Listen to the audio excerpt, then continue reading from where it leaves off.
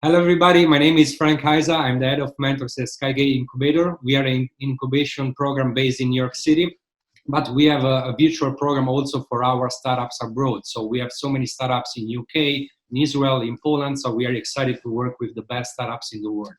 As you know, we already launched our episode series when we interview our mentors, and we want to bring more value to our startup. Today is very interesting because we're going to talk about fundraising. So this is a topic very important for early stage startups. I'm very glad to have here today with us Oliver Hammond, an associate at Fuel Ventures, so a venture capital based UK company. And we're going to talk about fundraising and providing support and help to startups how to fundraise money at an early stage. Oliver has a very interesting story because he started his career in the banking, and after leaving that industry in 2015, he started working with early stage startups. He's been doing that for the last and plus 4 years. At the beginning, he started at a syndicate room, and which is an investment platform based in Cambridge. And since last 2019, he joined Fuel Ventures, where he is working right now. He's working closely with startups and founders to help them provide support to fundraise the money at the early stage investment. So I'm very excited to talk about this topic, and welcome, Oliver. Thanks, Frank.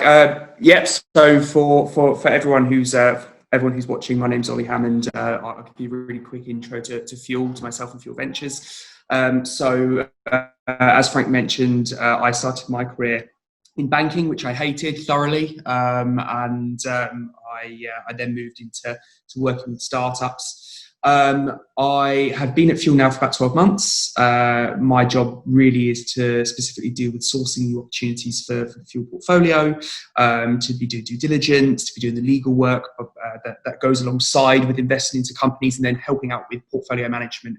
And that role's split between myself and my colleague Shiv, and we report directly to Mark, who's the GP of our fund.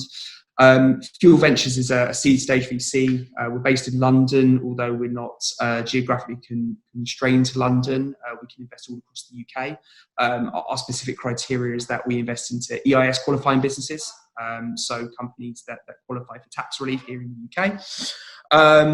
And in terms of our investment range of sectors, so we invest into marketplaces, platforms, and SaaS model business. We can go across a whole range of different verticals. There's a couple we don't touch, but generally the rule is that we're pretty diverse, and that's really a result of the fact that we're a seed fund. And we're generally doing tickets of anywhere between $1 million to $2 million at the moment. We've actually recently just closed a round of fundraising for a new fund, and so our ticket size has slightly increased, which is good. It's good news. It means that during COVID we've raised very, very well. And so our ticket size at the moment is $1 million to about £1 million to £2 million. Wow, that's great, and thanks for sharing with us. I'm very happy to have you because it is incredible value for our startups, and hopefully I want to also have some focus on the UK market where you guys are based. So I was looking at your story and also at Fuel Ventures background. It's very exciting about also the founder's background. He has a very strong, successful story behind as a serial entrepreneur. So I was wondering if you have any suggestion for our early stage startups. We have so many in our incubation program. So what suggestion would you give to our UK-based early stage startups to start fundraising money? Yeah. Okay. So you made a really good point there, and the point was about Mark and about Mark's background. Now, Mark's background is very important for the Fuel Ventures story, and really that's because Mark's background is, for those who haven't seen it, Mark was the founder of a company called My Voucher Codes back in 2006, which grew to be quite a significant company here in the UK, providing online voucher codes for people through e-commerce sites. It really was one of the big precursors to Groupon here in the UK, and platforms like Honey, which have of course grown quite significantly. Mark started that company in 2006, and then he exited that company in 2014. Now, Mark took no external fundraising for that company. He never raised any capital, He owned 100% of the business when he exited that company. He exited in 2014, sold it for about 55 million. And prior to that point, he was a very active angel investor. He was writing significant tickets into UK-based companies. He wanted to formalise that structure a little bit more once he'd exited My Voucher Codes, and so he set up Fuel Ventures, which acted as a vehicle for people that wanted to invest into early-stage UK startups. And so Mark still makes up about 10% of all the funds that we deploy, but he's also very actively involved with the companies day to day. So when it comes to fundraising from funders like us, I don't want to give a depressing answer, but I think I might have to. There's a huge amount of serendipity involved when it comes to fundraising, especially from VCs. And it's not because it's been necessarily designed that way, and I wouldn't like to think it was. We at Fuel Ventures certainly don't.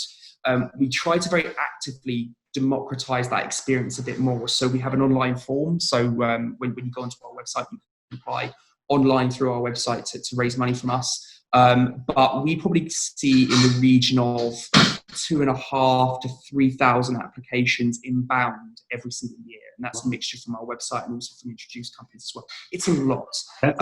Now, yeah, it's a lot of companies, and actually on the investment side of Fuel, we have actually two people, myself and Shiv, who very actively deal with that, and we also deal with, like I said, portfolio management and other areas of the business too. So sometimes when it comes to the application, it can be difficult to really pull out the stars from that process. But we try, and we do spend a significant amount of time going through that. One of the things that we regretfully can't do is we can't provide personal response to a lot, which is a shame, but unfortunately it's a result of the position that we're in, and it's good to be popular, and it's good for people to want to fundraise with you.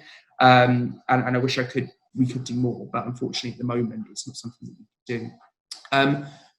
I would say that if you're looking to raise from investors, the best route to access investors is still the warm intro, which is, again, unfortunate, but it's just unfortunately the way things are at the moment. The warm intro is still probably the best way to access VC money.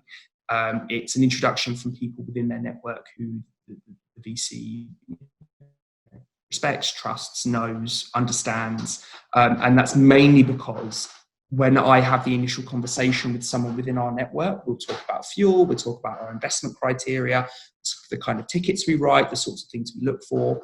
So it generally means that if someone's coming to me with an opportunity, that there's been a level of pre-due diligence done. And actually the inference is that the company that they're presenting me with is a company that hits our criteria pretty well. And in most cases, that's generally the case. We still obviously reject a lot of those companies on a range of different bases. We make 10 investments a year. So although we're very active, it's only a small portion of the companies that we'll see on a yearly basis. But I do spend probably a little bit more time looking at applications that have come through that process. And that's just a result of our time. It's not to say that our application won't get you any traction. I think in the last 10 deals we've done, 4 of them have come through our website application. So that's significant, and it's still a decent percentage, and that's us trying to be a little bit more diverse in terms of who we can access. You know, people that don't necessarily have a background in accessing VC finance, people from backgrounds that historically maybe aren't very well represented in that area, and I think our levels of representation are going up, and that's sort of showing itself. I would still say that if you want to access a VC, warm intro is the best route. Yeah, and thanks for sharing that. I mean, that's a great point, because there are so many venture capitalists out there. So I'm trying to to be on the startup perspective. It's very hard to me to understand which one is the best for me. So that's the biggest suggestion we might give to the startups out there. For applying. You don't just go random and apply for a venture capital firm. So you have to study. So it's like dating. That's how I say all the time. So you have to study your venture capital firm, understand if there is a match. And you brought in a very interesting topic that sometimes maybe we might forget about, that, meaning the networking power. So we train also, the startups to do a perfect network, to give before to ask, to make sure they are everywhere, to make sure they go to the right place and meet the right people. Because combined, the work they do, the homework they do on the background, combined with the networking power, that's maybe how they can get to you and get money from you. Yeah, and one of the best routes that we see is actually through angel investors. We have some connections with some really good angel investors here in the UK who have access to some really interesting early stage, too early for us at the time that they invest, but early stage deal flow, and they do a lot of work on that on that space. What it means is that when those companies get to a slightly later stage, that they are in a really good position to be presented to us from these investors who we know have good due diligence processes and who already have skin in the game, which we really respect and is something that we quite like. I think that's probably one of the best routes that we've seen. And actually, I would encourage any company at a pre-seed level who may be raising their first 150 to 250,000 to really consider who you're getting into bed with, because actually those angels are going to be around for a long time. And their ability to connect you with the right people is actually very, very worthwhile. It does carry a lot of weight. So make sure that when you're having these conversations, make sure you're part of that conversation is about when we get to our seed round or when we get to our Series A round, who are you going to point us to? Who do you know? Do you know the people that we need to know? And can you act as a funnel and a filter for those people who sit on larger sums of cash and can support us at a later stage? Yeah, that's awesome, and that's definitely bring more information about how to to apply at your company, and hopefully startups gonna take value out of that. So some quick questions, yes or no answer. Then I'll go for. Do you guys accept only UK based companies? No. In a word, it's EIS qualifying, so the company can be outside the UK, but they would have to have significant UK presence in order to qualify. Okay. And do you have any time frame during the year where startups can apply, or is all open application all the year? Open application, we invest year round, so specific times during the year where we invest and don't invest. Awesome. So the idea is, for example, a startup from European base or Israel or from China, they might apply as long as maybe on the long term they want to be based in UK or have market penetration over there, something like that. Yeah, so to qualify for EIS, you already have to have an operational presence within the UK, at least an operational presence. I think the current rules are that you have to have someone within the UK that has signing authority for the business. I think is the current rules. A really good example of this is a company that we invested into recently, which was a company called Strategy Box. Now, Strategy Box, we actually only announced the round earlier this week, but Strategy Box is based in Canada. Aaron who's the CEO and the founder, is based in Vancouver.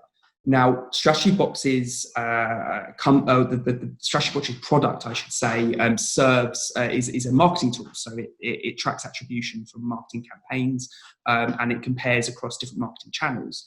Now, a significant market for them is London, because London's a big hub, a global hub for marketing companies.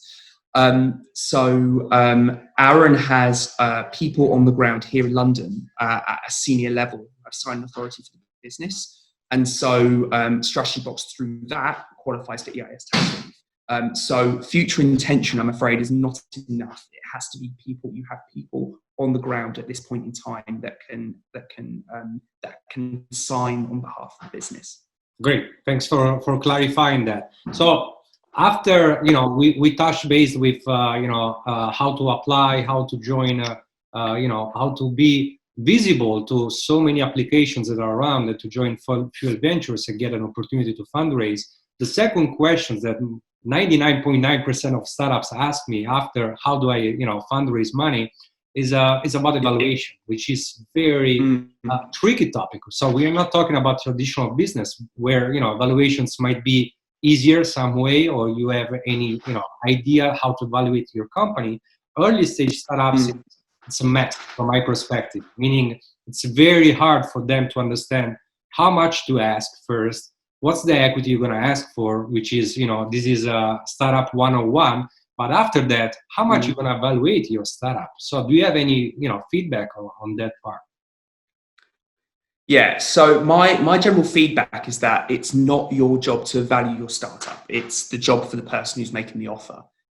What I would say is that, especially at seed, pre-seed, anything really pre-series A, that don't expect a valuation to be metric based. I think at seed valuation, I think the common phrase is valuation is an art and not a science. Because we can't be doing things like revenue multiples, EBITDA multiples, whatever it might be. If you're running a marketplace, maybe a multiple of GMV. All of them carry their own sort of base stats in terms of how you get to a valuation, and that's just not really possible at seed. So what I would say is that valuation at seed is really driven by a couple of things. The first thing it's driven by is dilution. And the reason is that if you are a venture business, and if you're a business that's saying, look, we're going to go from a £3 million pre-money valuation, and we're going to be aiming for unicorn status within the next 5 to 7 years, then really what the investor has to keep in mind is that dilution can only be so much. I can't come along and take 50% of your company, because the reality is that at Series A, that will very much impede me. Series A investor will come along and say, the founder doesn't own enough equity within the company. By the time we get to Series C, their equity position is going to be very low.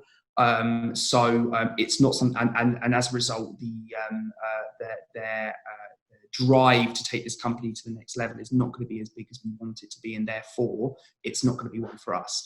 So I would say that at seed stage, generally we'd be looking to take anywhere between 15 and 25% equity, depending on the size of our investment, depending on where we expect that investment to get us to, and depending on the stage of the company. And that's something that we make sure that we focus on, and we don't want to dilute the company too heavily.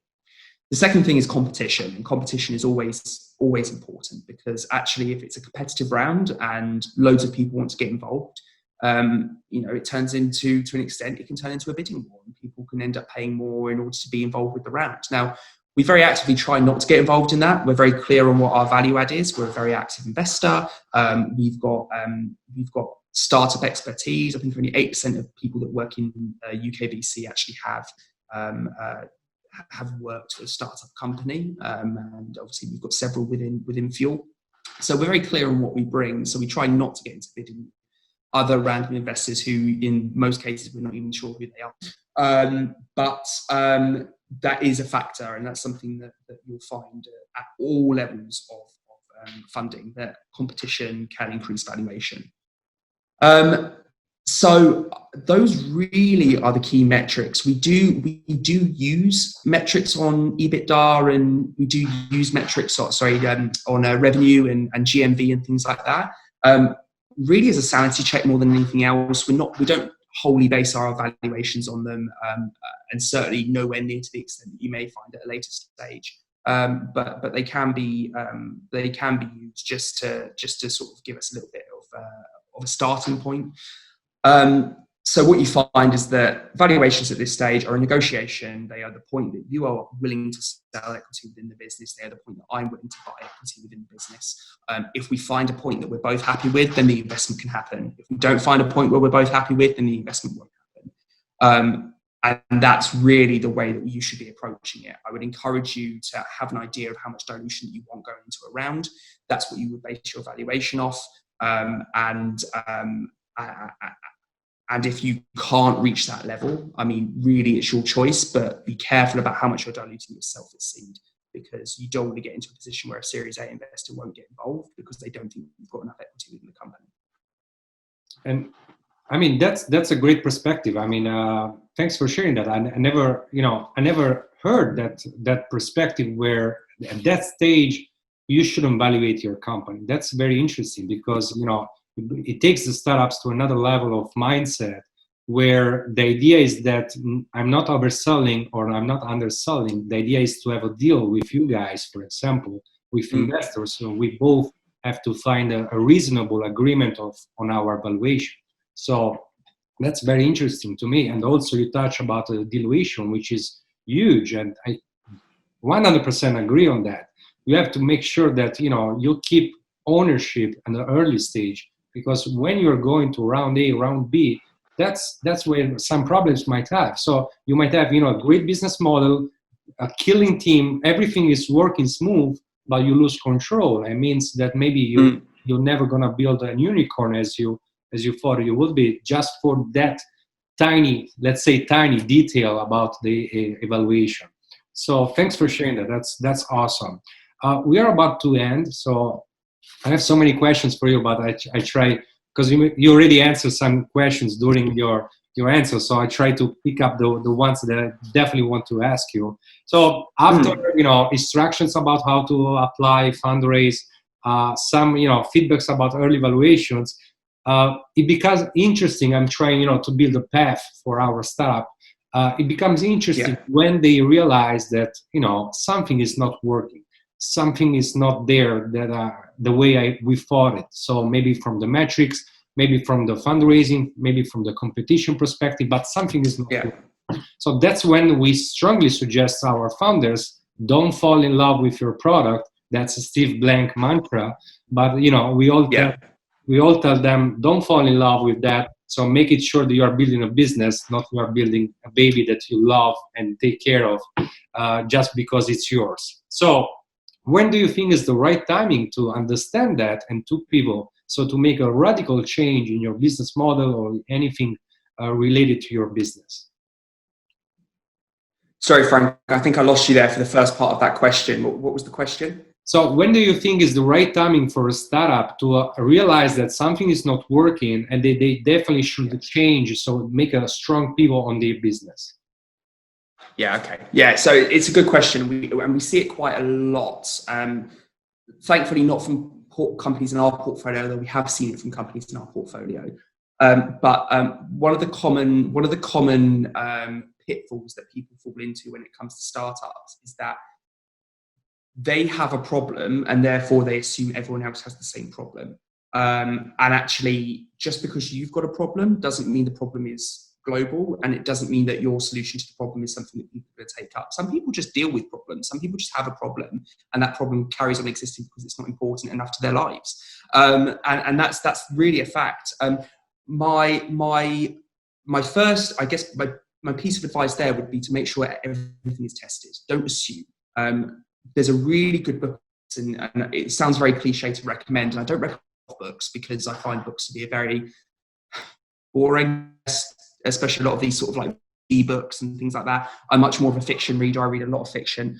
I can find the species stuff very, very dry. But one of the books that I do recommend is Lean Startup, which is the cliche of books that people will read. But it's a great book, and it's got some really good points in there about testing, and it's vital at seed that these are the sorts of mantras that you live by, which is that never assume. A hypothesis is only good once it's been. A hypothesis is only proven once it's been tested, and don't spend money on things that aren't proven. And so we very much encourage even our startups when they come to us and they raise, £1 million, £2 million. We very much encourage our startups to test everything. If you're going to make an assumption, make sure it's tested before you roll it out to the market, because you can end up going down a lot of wrong paths, and that becomes very, very, very expensive.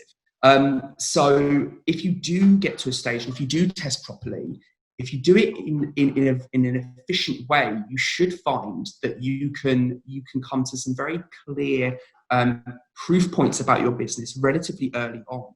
And if you find from those proof points that your business doesn't work, either the unit economics doesn't work, either the assumptions that you made originally were wrong, then you need to be in a position where you pivot. You can't hammer a square nail into a round hole, as it were. I would say that very much if you need to pivot, make sure that you're pivoting as early as possible by doing proper testing. And there's no shame in it.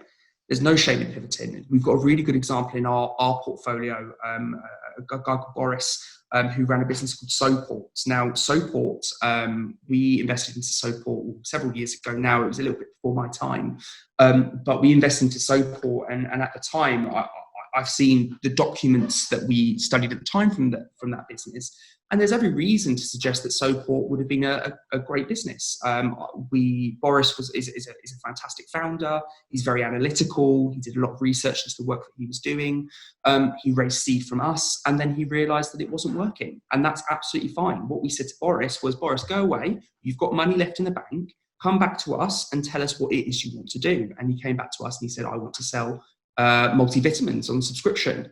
And at the time, multivitamins on subscription, and even now, isn't really under our investment remit. But we trusted in Boris, and he had money in bank, and he'd evidenced quite clearly that Soport wasn't working to the level that we wanted it to. And so we said, great, go do it. And he did, and he's absolutely smashing it. He started late last year in actually acquiring customers. He started this year doing about 5k MRR. Last month, I think he did about 120k MRR. So he's growing fast. He's growing aggressively over a time of COVID as well, in which time we were expecting him to be hit a little bit. And he's creating a really successful business. There's really no shame in pivoting. In fact, what you can find is that a lot of investors like myself, really like it. If you can admit to yourself that your business plan isn't working to the level it is, but actually you've got a plan B, and this is the plan B, and this is why we've got the plan B. This is why we're making the assumptions that we're making, and this is what we've done to prove that this is the use case. Then great, go away, take the money that you've got, and make something out of it. So I would say that there's no shame in pivoting. Pivot if you need to. Don't hold on to your product. Your product is not your baby. Your customer is your baby, and your business is your baby. It doesn't matter what your business does. You Right. owe it to the people that you employ, and you owe it to the people that you serve to give them the best product possible. Awesome. I mean, that's gold. I think we should charge for this. I mean, that's so much value information behind that. Talking about validation, talking about get out of the building. That's the whole concept about when you validate and you test. Trust the numbers, but not too much. You have also to trust your inner self a little bit more, and that's huge. And also Y Combinator president says do things that don't scale at the beginning. So don't become too big, don't overstructure yourself, because then you can't make any change. So there is so much to talk about that. And thanks for bringing this on board, because this is definitely gold. And also thanks for sharing, the experience of your startups, which is real world business that you have to have a plan. Otherwise you don't have a plan. So again, that's awesome. We're about to start. I mean, I will keep this conversation forever. Maybe we can have another conversation later on. But the last questions that I always keep for my guests is if it is, is there anything that I haven't asked that you want to share with me? That is a good question. Yeah, there is one thing actually that I would like to share, and it's something that comes up every now and again, and is relatively consistent.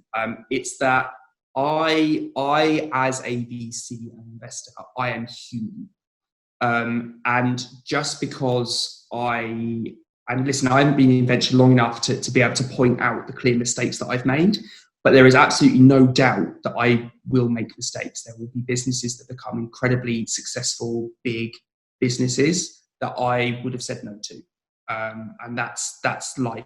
That's part of my life as a VC. There are many reasons why we turn away businesses. Maybe it's because you don't quite fit within our remit. Maybe because we've already invested into something that's relatively competitive to you. Maybe it's because we feel like the market that you guys are going into is not £1 billion market, it's £100 million market. There's a whole range of stuff, and when you're seeing as many companies as we are, mistakes happen. Don't take our rejections personally. It's not because, in a lot of cases, it's not because we don't think that you are going to be running a good or successful business. Sometimes it's a case of we maybe don't think the business is going to be big enough. I have this question semi-regularly, which is, if you go on to create a business that's a 50 to 100 million pound exit business that is cash generative and pays you a nice dividend at the end of the year, then good on you. That is a successful business by anyone's metric. And go build those businesses, because those businesses are needed. But that sort of business just doesn't fit into our remit. We need a business. We as a VC, we are disproportionately supported by our outliers, the companies that do really well within our portfolio. And so we need to make sure that every business that we invest into has the opportunity to become that outlier, that £1 billion business. Although those businesses, those 50 to 100 million pound businesses, are fantastic businesses, they're just not suitable for us. And if we reject you on that basis, don't take it as an offensive comment. Don't think it's me telling you that your drive or that your skills aren't good enough, aren't right, whatever it might be. Go build a fantastic business, and I hopefully one day we can sort of look back on it, and I can show you a successful portfolio that I've created, and you can show me a successful business that you've created, and we can both be successful in our own way. Yeah, that's awesome. Thanks for sharing that. That's the human side of any business. And when you were talking and sharing that with me, I always think about, there are so many stories about venture capital firms that they rejected Uber, they rejected Spotify. Exactly. With so many stories. Exactly. A really good example for me is TikTok. If TikTok had come across my desk, I know I'm not going to sit here and be like, TikTok's visionary, I would have said no. I know I would have said no. I would be lying to myself and everyone else if I would have said that I would have spotted TikTok. I wouldn't have. I would have sit here and thought, look, this is trash. This isn't for me. But that's not the case, obviously. TikTok is one of the fastest growing companies in history. Absolutely. It's a fantastic base. So that makes all the points. So nothing personal. Startups make some mistakes, and venture capital, they make as well. So hopefully you're not going to make so many, because hopefully you're gonna catch the next TikTok. And Oliver, it was my pleasure to have this conversation with you. Thank you again for the tremendous amount of information. I think our startups and all the viewer of this video will have to watch it again and over, because there is so much in it in such compressed time. So thank you again. Thank you to Fuel Ventures for giving this opportunity to us. We are glad to have you as our mentor. So please, if you want to apply at our incubation program, visit skygate.io, and you will see the application form, and you will have access also to working with Oliver and all our great mentors. And Oliver, if you want to share your website, how to apply, so feel free to do that. Yeah, thanks very much. Our website is just fuel.ventures. If you want to go on there and have a look and see what we do, the companies that we've invested in, we're very public with all of that. And likewise, if you want to apply, please do. And feel free to reach out to me on LinkedIn. I'm under Ollie Hammond, OLI. I spell it very simply. Look forward to connecting with some of you in the future. Awesome. So thank you again. I'll see you at the next episode. Have a great one.